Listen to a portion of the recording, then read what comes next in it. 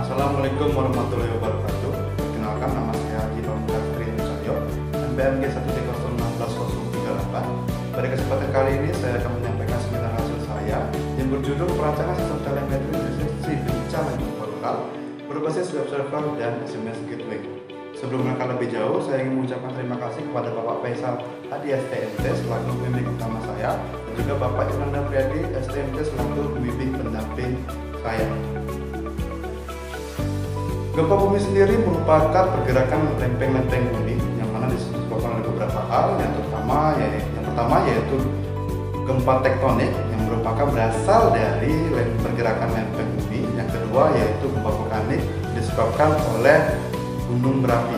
Pada di Indonesia sendiri, gempa dalam 5 tahun terakhir ini telah terjadi sebanyak 113 kali gempa yang mana mengakibatkan sebanyak 692 orang meninggal. Tentu saja itu tidak termasuk oleh luka-luka dan lain sebagainya. Pada daerah Bengkulu sendiri merupakan daerah yang sangat rawan oleh gempa dan gempa besar terutama dan kecil. Karena Bengkulu merupakan daerah yang bertepatan sekali dengan tatanan tektonik atau lempeng luas. Masih banyak daerah-daerah Indonesia yang sangat rawan sekali oleh gempa, namun sangat minim sekali informasi. Oleh karena itu dibutuhkan sebuah teknologi atau sebuah cara yang mana mereka dapat mengetahui informasi secara cepat dan juga dapat mengambil tindakan secara tepat oleh pihak-pihak yang memang memiliki kewajiban dalam hal itu.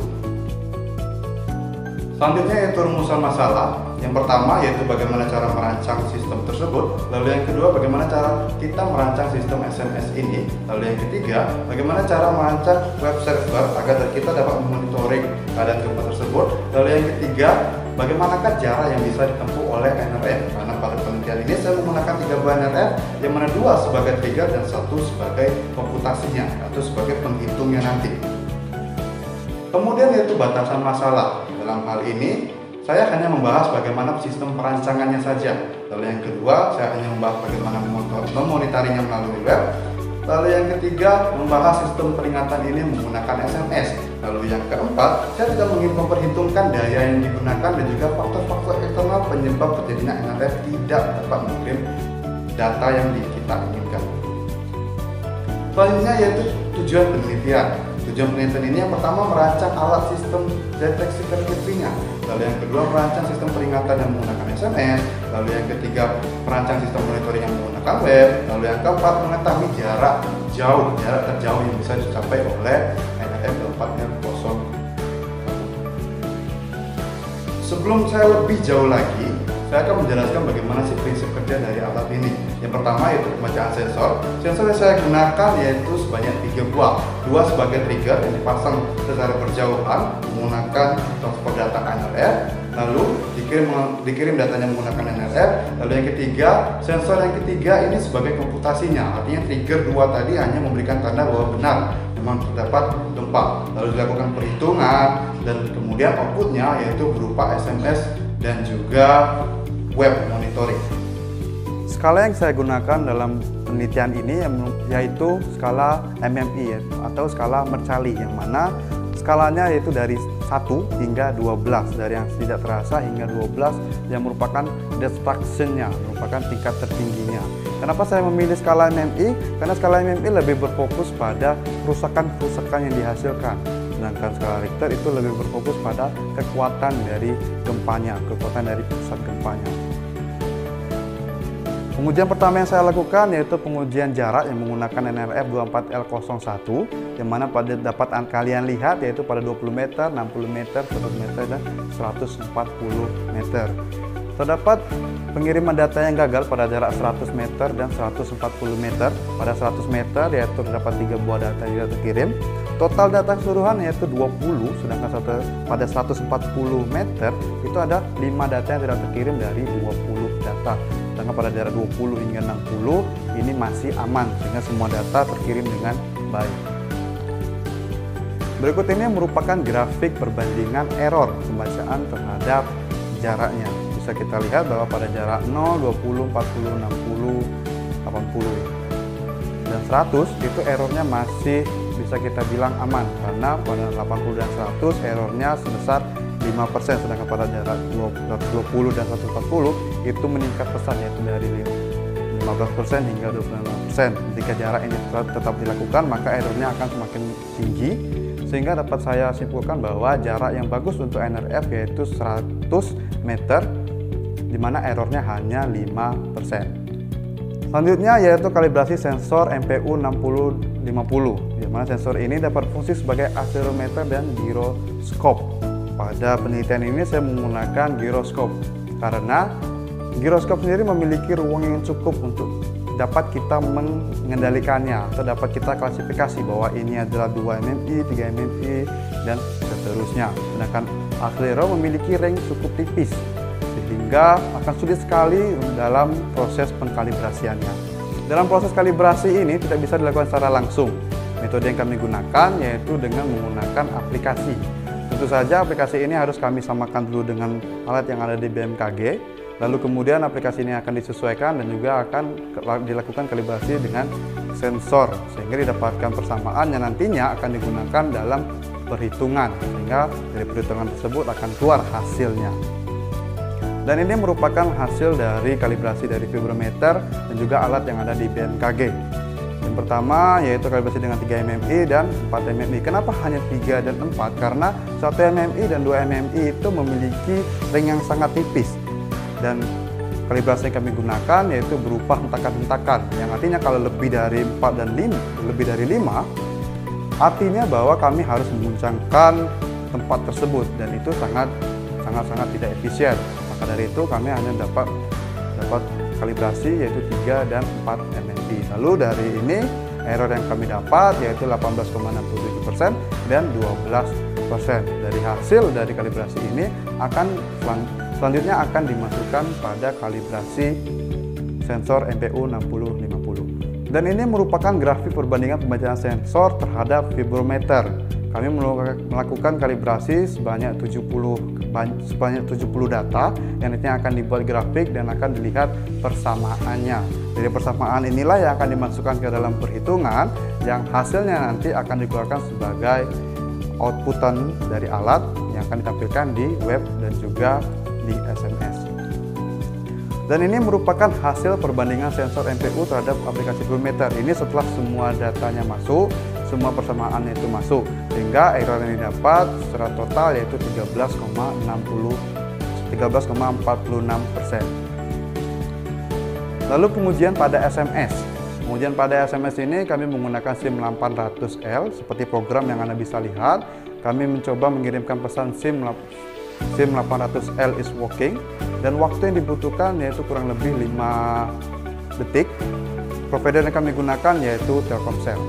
Selanjutnya yaitu web monitoring. Jika Anda ingin melihat webnya, silakan ketik link yang saya berikan, atau silakan pause video ini lalu silakan scan barcode yang telah ditampilkan. Pada web monitoring dibuat secara cukup sederhana, di mana ada keterangan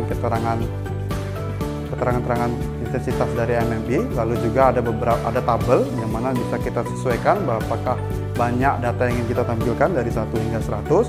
Lalu ada beberapa indikator. Yang pertama yaitu ID. Kenapa di situ ada ID?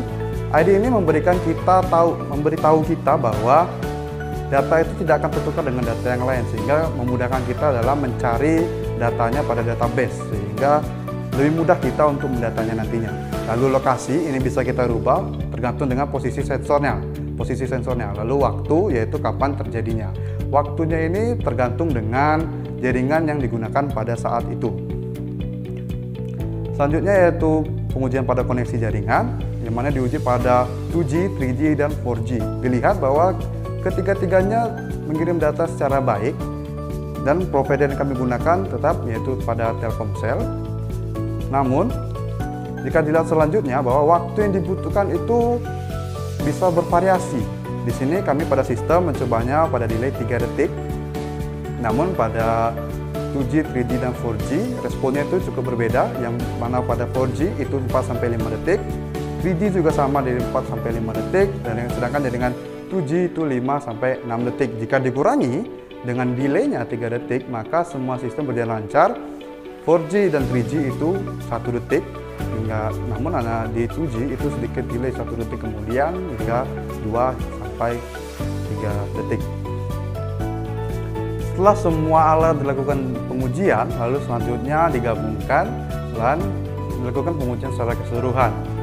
Pengujiannya cukup sederhana, di mana kita memvariasikan sensor-sensornya apakah dia mendeteksi ataupun tidak. Yang pertama yaitu pengujian 1 hingga 3, di mana sensor 1 atau sensor transmitter 1 itu tidak mendeteksi gempa sama sekali, dan 2 dan 3 itu mendeteksi sehingga pembacaan sensor keluar tidak ada, dan SMS itu menjadi standby saja, dan observer juga standby, artinya tidak mengirim data sama sekali. Sebelumnya saya katakan tadi bahwa saya menggunakan 3 buah sensor, dan 2 sensor digunakan sebagai trigger, yaitu transmitter 1 dan transmitter 2, dan sensor yang terakhir yaitu digunakan sebagai perhitungan yang sebenarnya. Lalu yang ke pengujian 4 hingga ke 6 dilakukan sama seperti yang awal, hanya saja pada transmitter 2 itu tidak mendeteksi, sehingga hasilnya sama dengan pengujian yang pertama tadi. Lalu pengujian yang terakhir, di mana 3 sensor bekerja dengan baik, artinya mendeteksi keadaan gempa. Karena kita tahu sendiri gempa itu bersifat secara luas. Gempa lokal sendiri mendeteksi hingga kurang dari 100 km, yang artinya yang hanya NRF berjarak kurang dari itu dapat berfungsi dengan baik.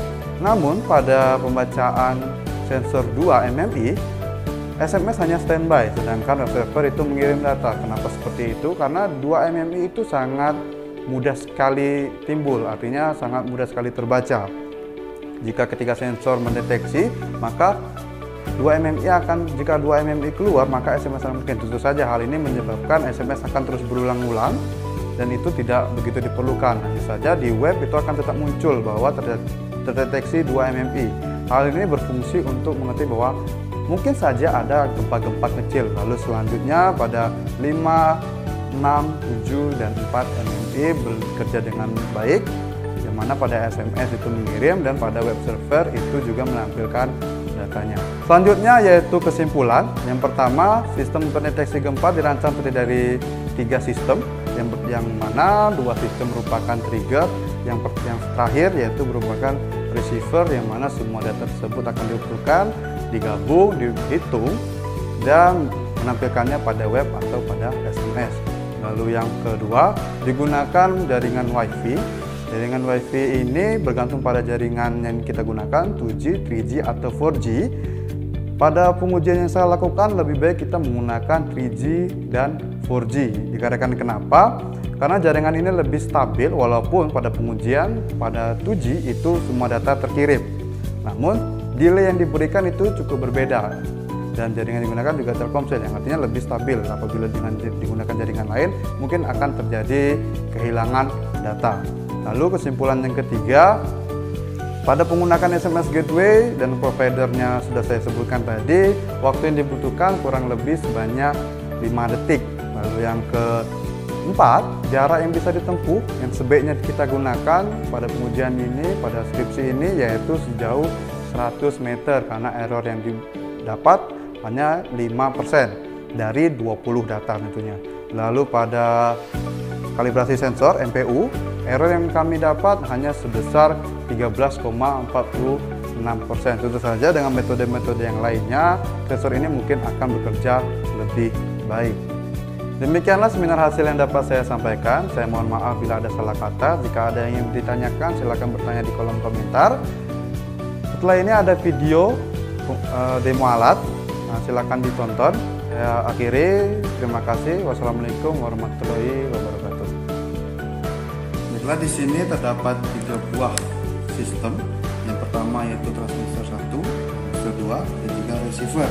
Setiapnya memiliki sensor yang mana nantinya berfungsi membaca pergerakan tanah. Nah, jika ada fenomena yang terjadi, maka akan langsung update pada web dan juga mengirim pesan pada SMS. Langsung saja kita coba. Kita ibaratkan ini ada gempa, kita goyangkan secara bersamaan. Nah, lalu kita tunggu pada web. Oke, terkirim bahwa sebesar 4 pada pukul 21.20, terlihat pada sini pada pukul 21.20. Selanjutnya pada pesan, kita lihat di sini sudah terkirim sebesar 4 MMI.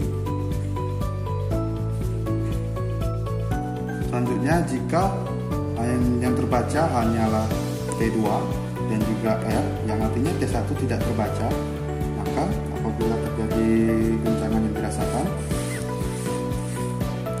kita lihat apakah akan mengirim atau tidak. Kita akan menyediakan waktu yang cukup lama. Sekarang pukul 21.22, bisa lihat tanggal 22, dan ini diupdate pada 21.28.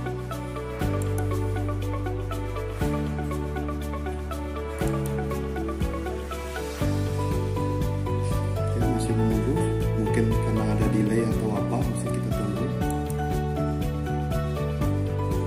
Pada pesan juga kita lihat bahwa tidak ada pesan yang terkirim.